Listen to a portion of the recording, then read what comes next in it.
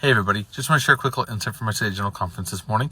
While I was working out at the gym, I was listening to the April 1932 General Conference, and Charles A Callis, who was a mission president at the time, but shortly hereafter gets called as an apostle, was speaking.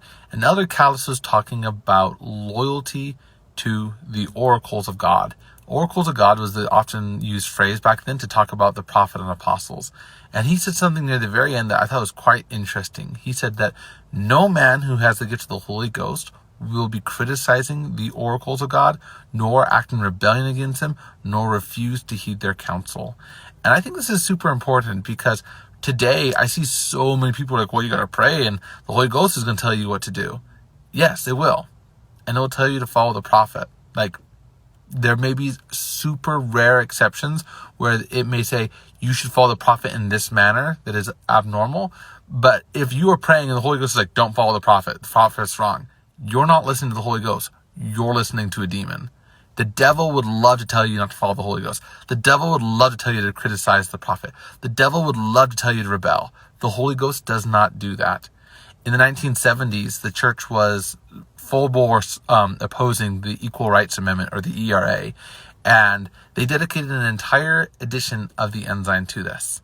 And near the very end of the edition of the Ensign, it says, now we don't ask for blind obedience. You need to pray and get your own witness that the prophet is right, that the ERA is bad, and that you need to oppose it.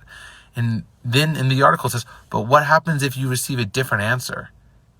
And they said that in that article, they're like, the response to that is Christ divided? Is Christ divided?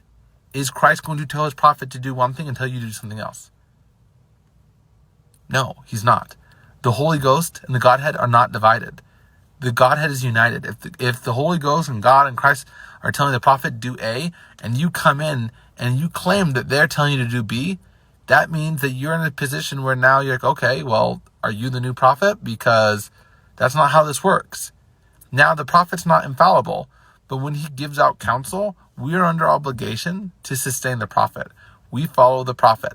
That is one of the key tenets of our faith, is we follow the prophet. When we act out in rebellion against the prophet, when we start to criticize and to murmur, and most especially to publicize our criticism, like on social media, that is the very definition of apostasy.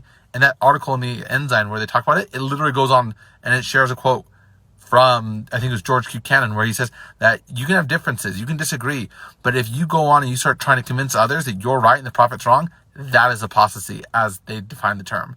And that is still how we define apostasy: rebellion against the prophets.